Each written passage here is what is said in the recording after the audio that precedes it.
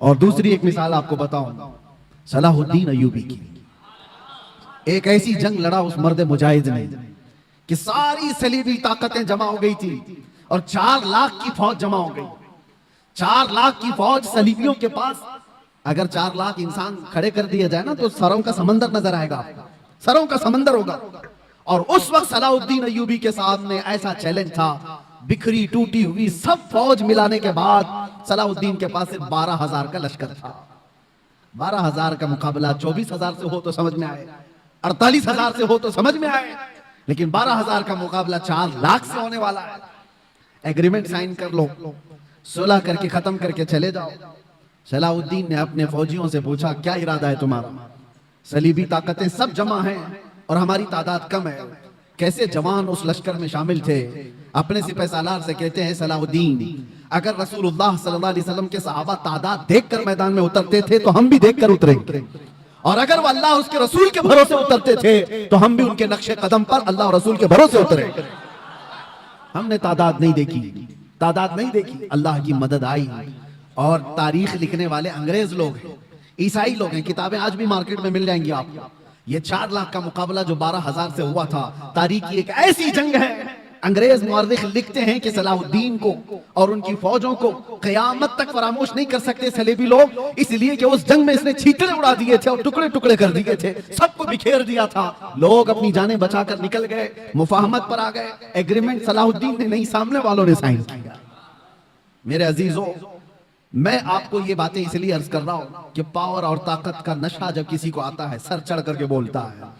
और एक बात, फिरौन की उम्र ज्यादा नहीं लंबी की जाती, जुल्म की तारीख ज्यादा लंबी नहीं होती और उनका अंजाम भयानक होता है।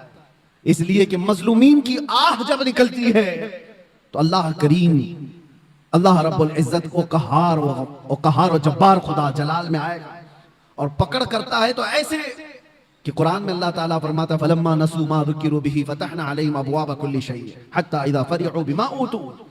जब ये लोग भूल जाएं अल्लाह को तो अल्लाह फरमाता है, मैं उनको खुशियों के सारे दरवाजे खोल देता हूं, खूब खुश हो जाओ। यानी अल्लाह को भूलने के बाद जालिमों के लिए दरवाजे खोल दिए जाते हैं, खूब खुशियां मनाओ, सब तुम्हारा है, सब तुम्हारा है, ताकत भी तुम्हारी, सियासत भी तुम्हारी, तख्त भी तुम्हारा, सारा डिपार्टमेंट तुम्हारा, नाचो जितना नाचना है।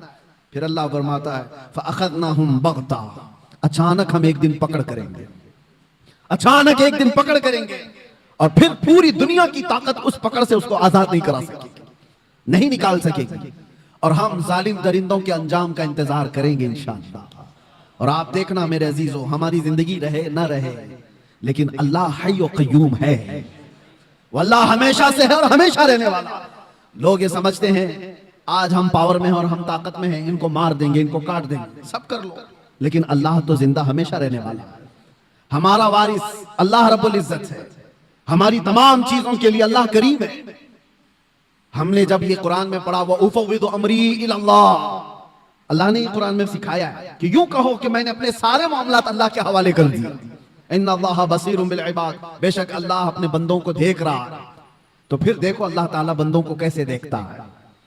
हाँ, वक्त लगता है, थोड़े दिनों की बात है, मैंने उस वक्त देखा, पढ़ने के मेरे मुताले में एक चीज आई थी। हजरत अबू जुंदल एक सहाबी हैं, मक्का में गिरफ्तार हुए थे, कैदी बन गए काफिरों के साथ, और तकरीबन जानते हो 16 साल इन्होंने काफिरों की कैद में गुजारे। और जब रसूल पाक सल्लल्लाहु अलैहि वसल्लम फतेह मक्का सुलह हुदैबिया जो हुई, उसी हुजूर 1400 सहाबा के साथ उम्रा करने आ रहे थे, तब मक्का वालों ने रोक लिया था और एग्रीमेंट साइन हो गए थे। सुलह हुदैबिया जो है उसमें यह था कि मक्का से कोई भाग करके जाएगा तो मदीने वाले उसको वापस कर देंगे, और मदीने से कोई भाग करके आएगा तो हम उसको वापस नहीं करेंगे, हम अपने पास रख लेंगे। सब ऐसी एग्रीमेंट उन्होंने साइन की थी। उसी वक्त अबू जुंदल साहबी कैद से निकल करके आ गए थे। अंदाजा करो 16 साल के बाद कोई जंजीरें तोड़ करके निकल आया हो, और वो भी सहाबा की जमात में आ गए। सहाबा ने सीने से सीना लगाया, वो फूट फूट करके अपने जख्म बता रहे थे। लेकिन कुफ्फार को जैसे ही पता चला हमारा एक कैदी भाग गया है, तो उन्होंने कहा कि अभी अभी हमारा एग्रीमेंट हुआ है कि जो मक्का से भाग कर जाएगा उसको मदीने वाले वापस करेंगे, अबू जुंदल को हमारे पास वापस करो। सहाबा सब खड़े हो गए कि इस मजलूम को हम वापस कैसे करेंगे, जंग कर लेंगे। सबकी नजरें हुजूर पाक की तरफ थी कि हुजूर क्या फैसला फरमाए। अबू जुंदल अपने जख्म दिखा दिखा करके सहाबा से कह रहे थे इनके पास वापस भेजोगे मुझे बहुत मारेंगे। तो मक्का के कुफार और मुशरिकीन को हुजूर ने कहा कि अब वो आ गया छोड़ दो, अभी तो हमारी एग्रीमेंट साइन नहीं हुई। तो उन्होंने एग्रीमेंट को खत्म कर दिया और कहा कि अगर ये हमको वापस नहीं किया जाएगा तो हम एग्रीमेंट भी नहीं करेंगे। जब जिद पर अड़ गए हुजूर पाक ने अबू जुंदल की तरफ देखा और कहा अबू जुंदल मक्का वापस चले जाओ, रहमतुल लिल आलमीन है। सारे सहाबा देख रहे हैं। बसा औकात ऐसे हुक्म आएंगे मेरे अजीजों जिंदगी, लोग ये समझते हैं ये तो हमारी तकलीफ पर और तकलीफ वाली है। वो रहमतुल लिल आलमीन है और 16 साल का कैदी बाहर आया है और हुजूर उसको कहते वापस चले जाओ। दुनिया की नजर तो ये देख रही है कि रहमतुल लिल आलमीन है, वापस इसको कैद में भेज रहे हैं। सारे सहाबा से कहते लड़ लो, इसको वापस निकाल लो। लेकिन तुम नहीं जानते जो रसूलुल्लाह की नजर देख रही है। ये इम्तिहान है हमारा। मुसीबत के बाद हम आस लगाए हैं अल्लाह उसके रसूल की जात से, तो हो सकता है 2-4 मुसीबतें फिर आ जाए। तुम ये कहोगे कि मैंने तो एक मुसीबत से छुटकारे की दुआ की थी, 4 और आ गई। कहीं ऐसा तो नहीं कि तुम्हारा ईमान बिखर जाएगा और तुम छोड़ दोगे। मैंने देखा है कैद के दिनों में कितने ऐसे हैं जो काफिर हो जाते हैं, यही कहते हुए कोई अल्लाह नहीं है, हम तो कितने दिनों से दुआ कर रहे हैं, हम पर तो और केस ही केस होते जा रहे हैं। माज़अल्लाह रब्बिल आलमीन, ये कड़ा इम्तिहान है मेरे अजीजों। हुजूर ने वापस कर दिया। और हैरत की बात मैं आपको बताऊं, दूसरा कोई आम मामूली आदमी हो तो जंग कर ले और लड़ाई कर ले, या फिर छूटा हुआ कैदी उसको जब ये फरमान सुना दिया जाए तो बिफर जाए और कहे कि मैं तो छोड़ देता हूं, ऐसा दीन ही क्या। अबू जुंदल की तरफ सहाबा ने देखा, सर झुकाए मक्का की तरफ वापस जा रहे हैं। फरमाने मुस्तफा है, मेरे नबी का फरमान है। ईमान हो तो ये 16 साल कैद में रह करके छूट करके आए थे, जख्म दिखा दिखा कर रो रहे थे। उसके बाद रसूलुल्लाह ने फरमाया जाओ वापस। चूं चिरा तक नहीं कहा, ये पूछा भी नहीं या रसूलुल्लाह वापस उस जुल्म की चक्की में पिसने जाऊं, नहीं पूछा, सर झुकाया और चल पड़ा। यही तो ईमान है मेरे, यही ईमान है। मैं जो बात अर्ज कर रहा हूं वो ये कि रसूल मुहतरम सल्लल्लाहु तआला अलैहि वसल्लम की जिंदगी पाक से मैं आपको बताऊं, पावर जब हो, गलबा जब हो, उस वक्त कैसे लोगों के साथ मामला किए गए। तो चले कुफार और मुशरिकीन गालिब आ गए तो उनकी बात अलग है कि उन्होंने अपने जुल्म की सारी हदें पार कर दी, जुल्म की सारी हदें पार कर दी। जब गलबा मिला था काफिरों को उहद के मैदान में, बदर में मुसलमानों को गलबा मिला, उहद में कुफार और मुशरिकीन को गलबा मिला। दोनों के दरमियान जमीन आसमान का फर्क है। बदर के मैदान में भी 70 काफिर मारे गए थे और उहद के मैदान में 70 मुसलमान शहीद हुए थे। 70 मुसलमान शहीद हुए, लेकिन दोनों में फर्क इतना है, बदर में जितने 70 काफिर मारे गए थे एक एक को चुन करके लाया गया, एक गड्ढे में डाला गया, सारी लाशों को ला करके हुजूर ने उनको खिताब भी किया। शाम के हदीस पाक में हुजूर उनसे बात कर रहे थे, बताओ ऐ मरने वालों, क्या तुमको वो चीज मिल गई जो तुम्हारे खुदाओं ने तुमको वादा किया है, या तुम अपने खुदाओं से जो यानी उम्मीद रखते थे। सहाबा तो ये पूछ रहे थे या रसूल अल्लाह आप इनको खिताब कर रहे हैं, ये तो मरे हुए। हुजूर फरमाते हैं ये जिंदों से ज्यादा सुनते हैं।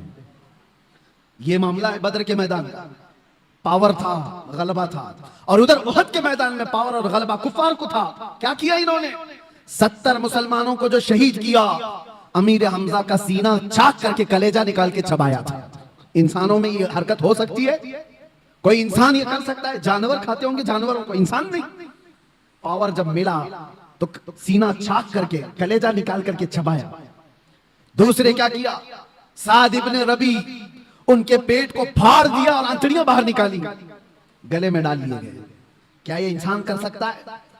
तीसरी मिसाल हजरत अनस बिन नुज़ैर, ये वो सहाबी हैं, उनकी बहन कहती हैं सिवाय उनकी शहादत की उंगली के उनका जिस्म मिला ही नहीं, कुचल दिया गया था, पूरा रौंद दिया गया था, पूरे जिस्म को रौंद दिया गया। एक उंगली से पहचान में आए कि अनस बिन नुज़ैर की लाश।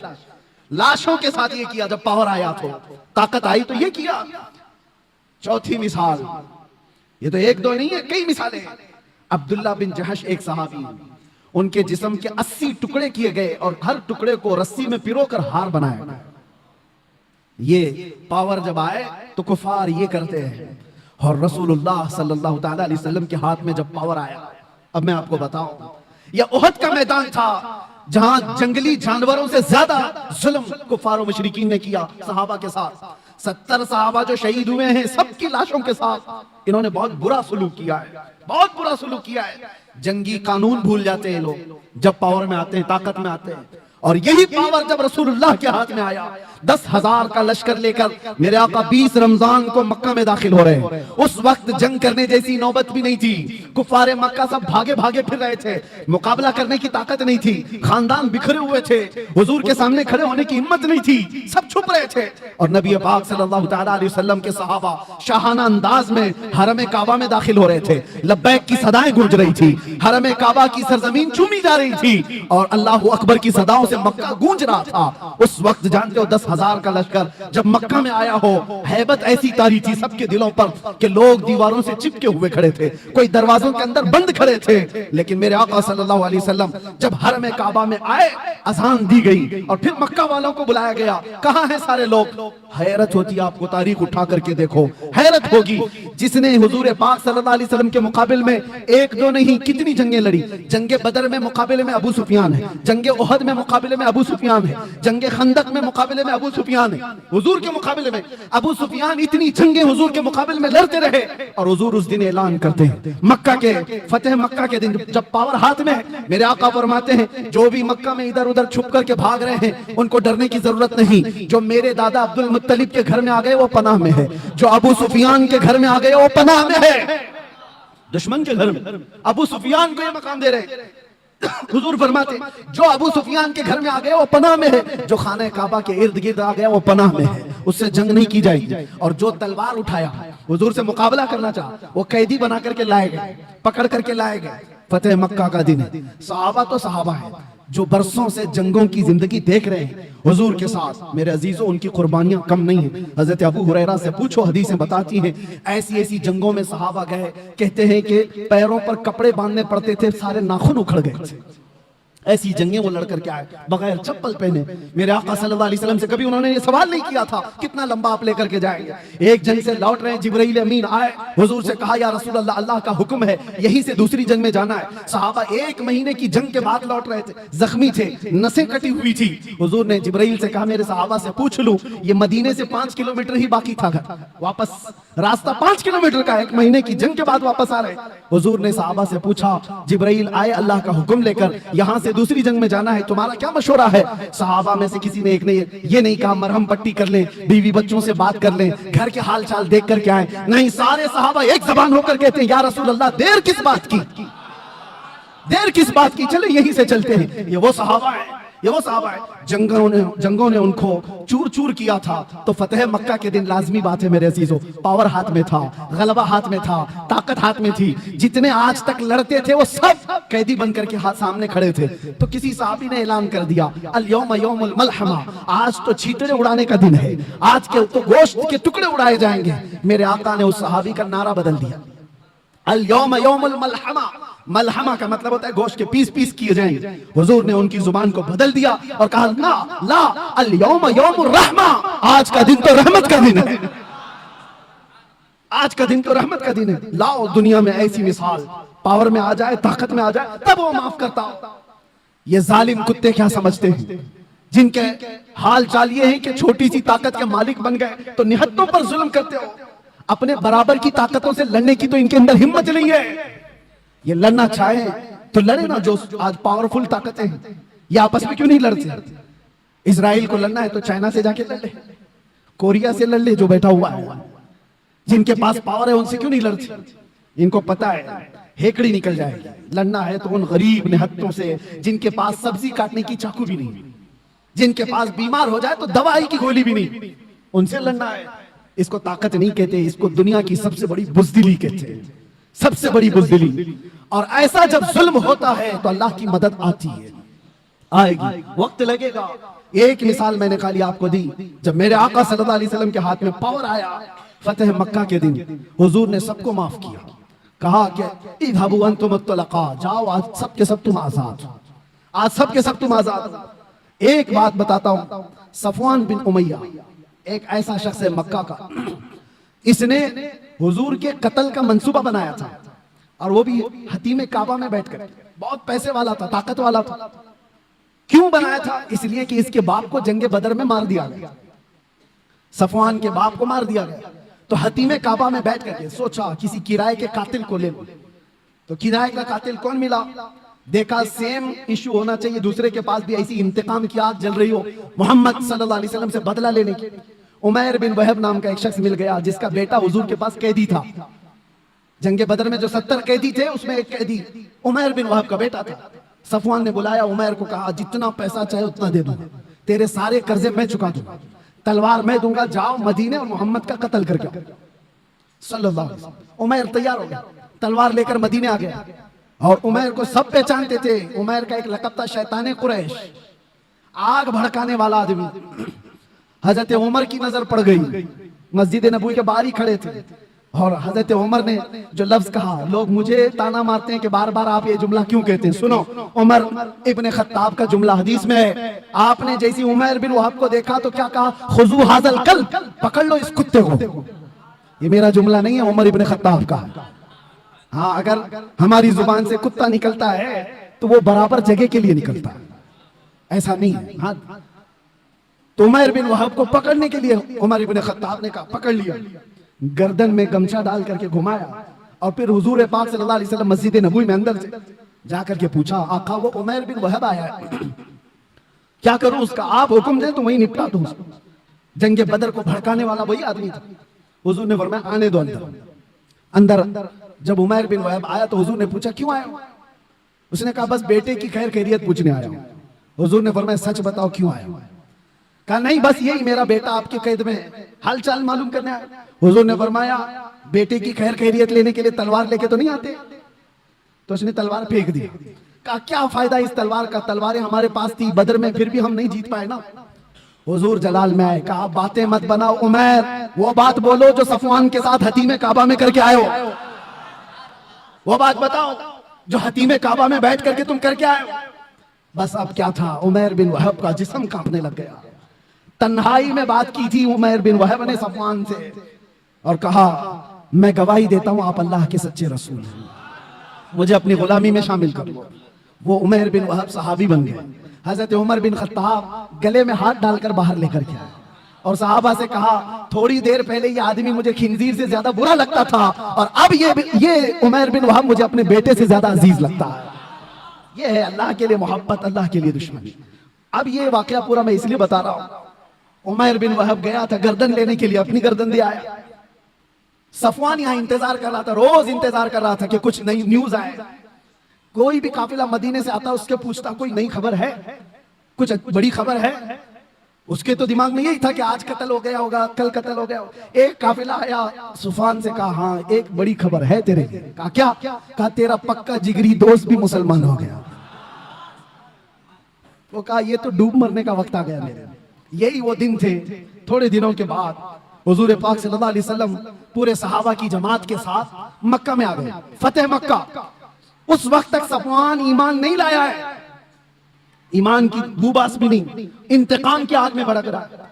जब हुजूर आए और सबको अमान दे रहे थे, सबको अमान दे रहे थे, तो उस वक्त सफवान बिन उमैया ये भाग करके निकल गया मक्का से और लोगों से कहा कि तुम लोग मोहम्मद के हाथ में आना चाहते हो, इससे बेहतर है कि समंदर में छलांग लगाओ, खुदकुशी कर लो। तो अपने घोड़े को लिया और समंदर की तरफ चला गया कि मैं सुसाइड कर लूंगा, इनके हाथ में आने से तो अच्छा है।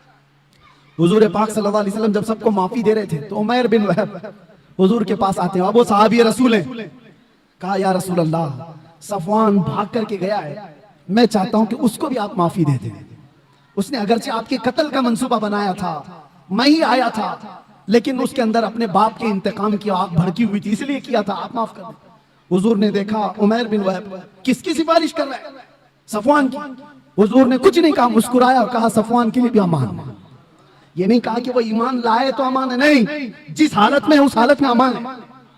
तो उमैर बिन वहब कहते मैं ऐसा दौड़ा दौड़ा गया सफवान को बताने के लिए कि उसकी जान बचा लो, वो छलांग ना लगा ले। भागते घोड़े से दौड़ाते हुए पा लिया सफवान को करीब में। कहा तेरे लिए बड़ी खुशखबरी है, मोहम्मद सल्लल्लाहु अलैहि वसल्लम इतने रहमदिल आदमी हैं, उन्होंने तुझे माफ कर दिया।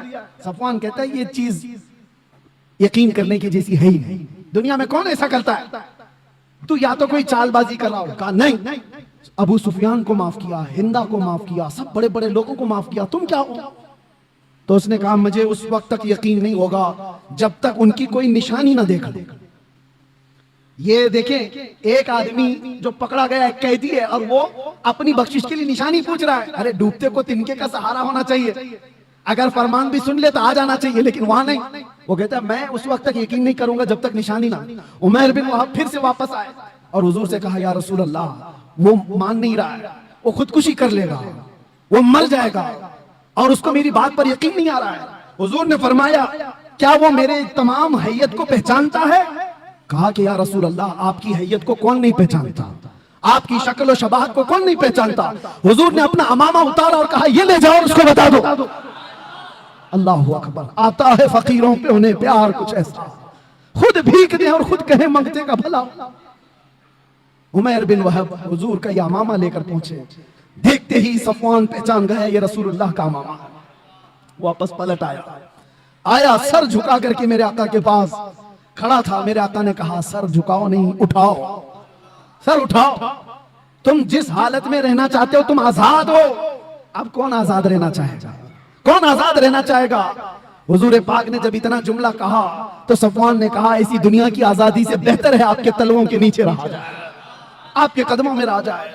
ये है पावर आने के बाद के मामलात। हुस्न सुलूक कोई दुनिया वाला करके दिखाए। पावर आने के बाद आज भी जो नशेड़ी हुकूमतें बैठी हुई हैं, चुन चुन के जो मुकदमे लगाती हैं पिछली हुकूमतों के ऊपर, ये क्या है? ये सब इंतकामी जज्बा है। आज इनके पास पावर है, इसको जेल में डाल दो, उसको जेल में डाल दो। क्यों? इसलिए कि उन्होंने अपने हुकूमत के दौरान हमको जेल में डाला था। तो तुम क्या समझते हो यहाँ खत्म हो जाएगा? तुम भी जाओगे, कोई और आएगा तुमको भी पहुंचाएगा, तुमको भी पहुंचाएगा। ये सिलसिला चलता रहेगा। इस सिलसिले को खत्म करना हो तो फतेह मक्का की तारीख पढ़ो, ये हुजूर पाक की रहमत वाली तारीख पढ़ो, तभी अमन अमान आएगा, बहाल होगा। अल्लाह का हजारा करोड़ा शुक्र है कि मौला ने ऐसे वैसे ऐरे गैरे के दीन पर नहीं रखा, हमें अल्लाह तबारक व तआला ने मोहम्मदुर रसूलुल्लाह के दीन पर रखा। उनकी न मिसाल है, न कोई मसील है, न अखलाक में, न शबाहत में, किसी चीज में कोई उनका मसील नहीं है। अल्लाह करीम आखिरी दम तक हमें हुजूर के कदमों से वाबस्ता रखे। और इसीलिए आप सबसे भी मैं यही कहता हूँ, दुनिया के सारे टेंशन, सारे डिप्रेशन, सबका इलाज एक ही है। दबाव में रहते हो, इससे डरकर उससे डरकर रहते हो, हालात से समझौता करके चलते हो, बहुत सारे मामला तुमको रोज उकसाते हैं, कैसे जियूं कैसे जियूं। एक तरीका बता के जाता हूं, एक इलाज है।